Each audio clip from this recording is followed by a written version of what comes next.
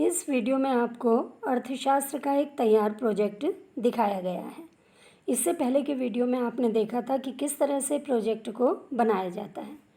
तो ये जो तैयार प्रोजेक्ट है इसको देखिए किस तरह का है ये। इसका जो सबसे पहला पेज है ये है, इसमें हम सबसे पहले लिखेंगे विषय, फिर इसके बाद टॉपिक, टॉपिक के बाद टॉपिक से संबंधित चित्र आ जाएगा और ये चित्र आप कहीं भी मैगज़ीन से, न्यूज़पेपर से या प्रिंट आउट इसका निकलवा सकते हैं। फिर इसके बाद आ जाएगा जिसके मार्गनिर्देशन में आप ये प्रोजेक्ट बना रहे हैं उन टीचर का नाम आ जाएगा। फिर स्टूडेंट का नाम, स्टूडेंट के पिता का नाम, कक्षा, रोल नंबर, सत्र और विद्यालय का नाम आएगा। तो ये सारा जो आप पहले पेज में लिखेंगे ये सफाई से होना चाहिए। और ये जो पेज नंबर लिखा है अभी आप पेज नंबर नहीं डालेंगे प्रोजेक्ट में, ये केवल वीडियो में समझाने के लिए आपको दिया गया है। इसके बाद देखिए आप जो दूसरा है ये है प्रस्तावना। प्रस्तावना में आप पूरे प्रोजेक्ट को संक्षेप में लिखेंगे, उसकी समरी आ जाएगी। समझ लीजिए, संक्षेप का मतलब हो गया पूरा प्रोजेक्ट की हमने जो बनाया है, अगर हम इसको पढ़ेंगे प्रस्तावना को, हमें समझ में आ जाना चाहिए कि ये प्रोजेक्ट के अंदर क्या बना हुआ है। और साथ ही इसमें एक सफाई से चित्र बनाया हुआ होना चाहिए या चित्र चिपका सकते हैं। इसमें चित्र से प्रोजेक्ट जो होता है ये आकर्षक बन जाता है। तो इस तरह से ध्यान रखिए, जो भी आप प्रोजेक्ट बनाएं उसी से संबंधित चित्र लगे हुए होने चाहिए। इसके बाद देखिए जो तीसरा पेज आएगा, ये जिसके सहयोग से ये प्रोजेक्ट तैयार हो रहा है उनके प्रति आभार व्यक्त करेंगे। ये तीसरा पेज है। अभी फिर बता रही हूँ कि ये तीसरा पेज जो लिखा है यहाँ पे प्रोजेक्ट में अभी नहीं लिखेंगे इसको, ये केवल वीडियो में समझाया गया है।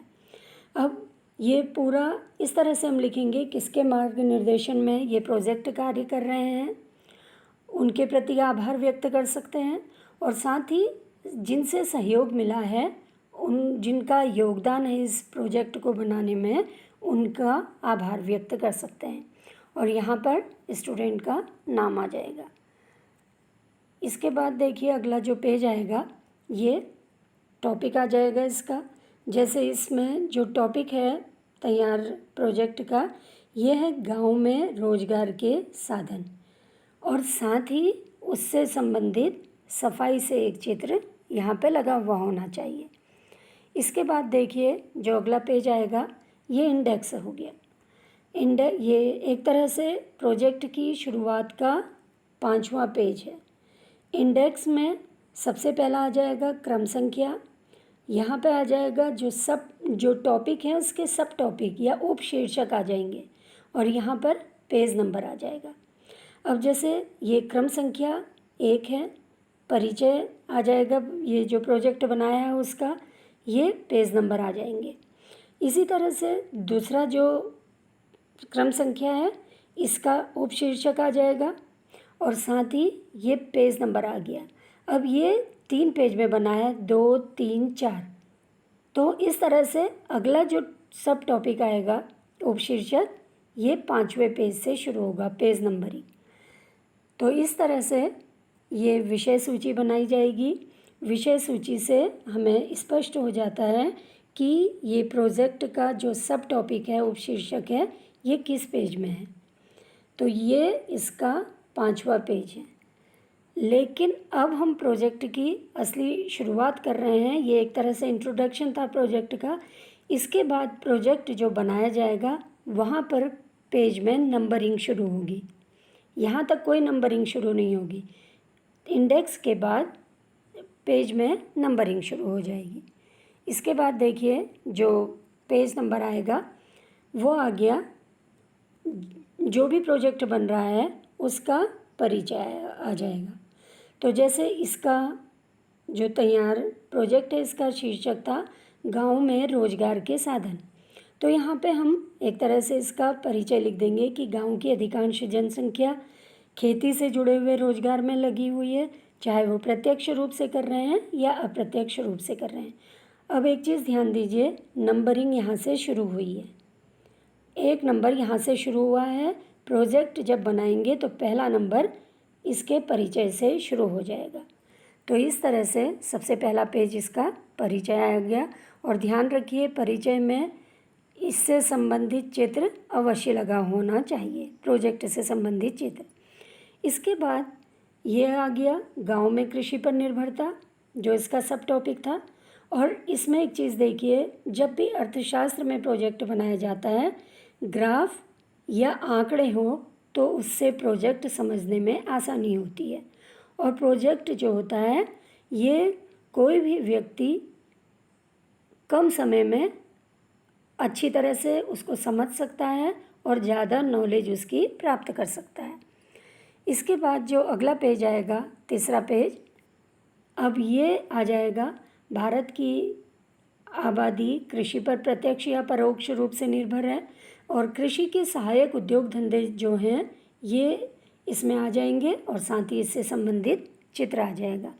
ये प्रोजेक्ट का तीसरा पेज हो गया। अगला देखिए, ये उसी सब टॉपिक का है, ये इसमें भी ग्राफ दिया हुआ है। ग्राफ से जो हम 4-5 पेज में लिखेंगे जो वर्णन, वो एक छोटे से ग्राफ के द्वारा समझ में आ जाता है।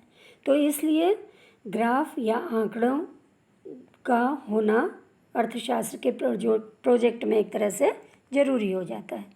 इसके बाद देखिए, जो 5वां पेज आ जाएगा, यहाँ पे दिया हुआ है कृषि के सहायक रोजगार।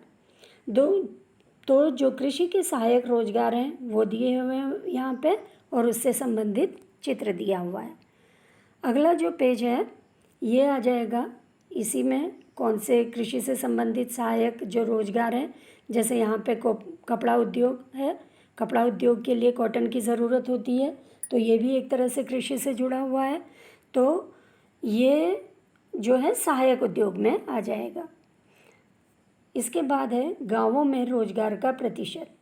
गांवों में कितनी महिलाएं या कितने पुरुष काम कर रहे हैं, इससे संबंधित आंकड़े यहाँ पे प्रदर्शित किए जा सकते हैं। तो आंकड़ों के द्वारा भी बताया कि ये जो अर्थशास्त्र का प्रोजेक्ट है, इसको समझने में अधिक आसानी हो जाती है।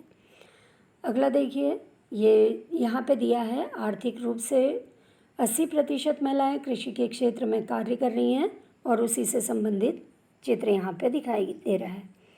अगला देखिए, रोजगार के नए साधनों की संभावना है।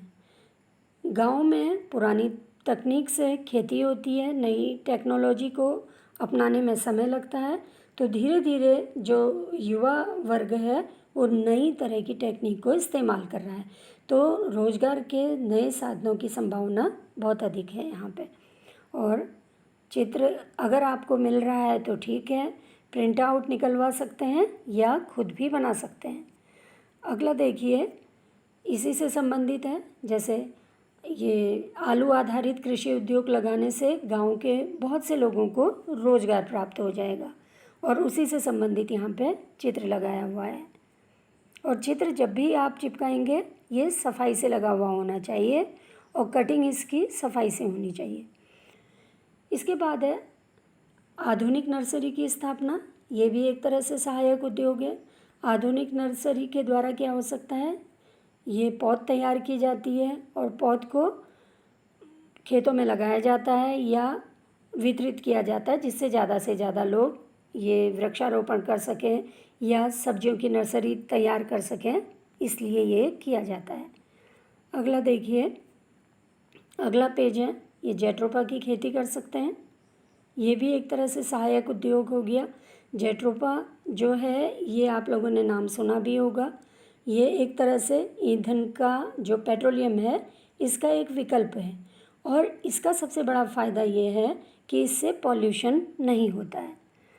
अगला देखिए, अगला जो पेज है, किस तरह से रोज़गार बढ़ाने के उपाय किए जा सकते हैं, नई टेक्निक के द्वारा किस तरह से रोज़गार को बढ़ाया जा सकता है, यहाँ पे दिया हुआ है और उससे संबंधित एक आकर्षक चित्र लगा हुआ है।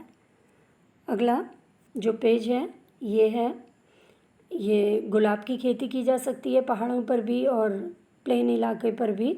उससे क्या होगा, अगर अच्छी वैरायटी का गुलाब होगा तो उससे जो आय होगी, इनकम होगी, वो भी अच्छी होगी।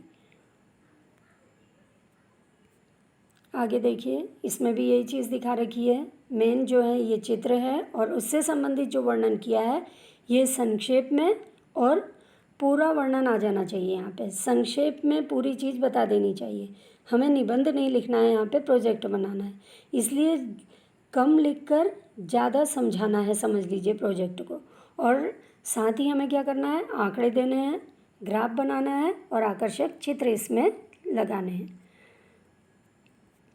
अगला है, सरकार ने क्या प्रयास किए हैं गाँव में रोजगार बढ़ाने के लिए। यहाँ पे दिया हुआ है सरकार के द्वारा क्या योजनाएं चलाई जाती है और क्या प्रयास किए जाते हैं, ये यहाँ पे दिया गया है। जैसे यहाँ पे दे रखा है प्रधानमंत्री रोजगार सृजन कार्यक्रम। ये एक तरह से सरकार के द्वारा चलाई गई योजना है जिससे ज़्यादा से ज़्यादा शहरी क्षेत्रों में और ग्रामीण क्षेत्रों में रोजगार उपलब्ध कराया जा सके। इसी तरह से ये है अगला जो सरकार के द्वारा जो योजना है, एक तरह से खादी और ग्रामोद्योग के लिए ग्रामीण उद्योग, इसको हम संक्षेप में लिखेंगे और साथ ही कोई भी ग्राफ, चित्र या आंकड़े यहाँ पे हम दे सकते हैं। इसी तरह से अगला है, देखिए इसको हमने ग्राफ के द्वारा दिखा रखा मनरेगा कार्यक्रम को। ग्राफ के द्वारा हम इसको बहुत अच्छी तरह से समझ सकते हैं। फिर अंत में लिखेंगे हम निष्कर्ष, जो प्रोजेक्ट बना इसका क्या निष्कर्ष निकला, यहाँ पे इस पेज में आ जाएगा। ये इसका 20वां पेज है। तो एक तरह से ये क्या आ गया, पूरे प्रोजेक्ट का जो बनाया गया है उसका क्या निष्कर्ष निकला इसमें बताया जाएगा। जो अंतिम पेज आएगा वो है संदर्भ ग्रंथ। जो आपने प्रोजेक्ट बनाया, आपको कहाँ कहाँ से सहायता मिली। अगर आपको NCERT की बुक से सहायता मिली तो आप उसका नाम लिखेंगे। किसी न्यूज़पेपर से आपको ये प्रोजेक्ट बनाने में सहायता मिली, आंकड़े मिले या कोई भी न्यूज़ मिली है तो उसको यहाँ पे लिखेंगे। इंटरनेट से में किस वेबसाइट के द्वारा आपको सहायता मिली है या उससे हेल्प मिली है आपको, वो यहाँ पर आ जाएगा। पूरी वेबसाइट का नाम आ जाएगा यहाँ पे जहाँ पे इंटरनेट लिखा हुआ है। और साथ ही यहाँ पे कोई भी मैगज़ीन या पत्रिका का नाम जिससे आप को ग्राफ मिला है, आंकड़े मिले हैं या नई न्यूज़ मिली है जो आपने प्रोजेक्ट में प्रयोग की है, ये आ जाएगा। तो ये संदर्भ ग्रंथ जो है सबसे अंतिम पेज है। तो इस तरह से पूरा प्रोजेक्ट अर्थशास्त्र का एक छोटा सा प्रोजेक्ट है ये। तो इस तरह से पूरे प्रोजेक्ट को हमने अर्थशास्त्र के समझा और इसी तरह से हम कोई भी टॉपिक पर प्रोजेक्ट बना सकते हैं। लेकिन ये ध्यान रखना है कि अर्थशास्त्र में प्रोजेक्ट बनाते समय ग्राफ अवश्य होना चाहिए, आंकड़े अवश्य दिए हुए होने चाहिए और साथ ही चित्र सफाई से लगे हुए होने चाहिए। और एक चीज़ ये ध्यान रखनी चाहिए कि ये जो भी आप काम कर रहे हैं ये हाथ से लिखा होना चाहिए, प्रिंट आउट नहीं होना चाहिए। राइटिंग अच्छी होनी चाहिए जिससे जो भी प्रोजेक्ट देख रहा है उसको पूरा प्रोजेक्ट आसानी से समझ में आ जाए।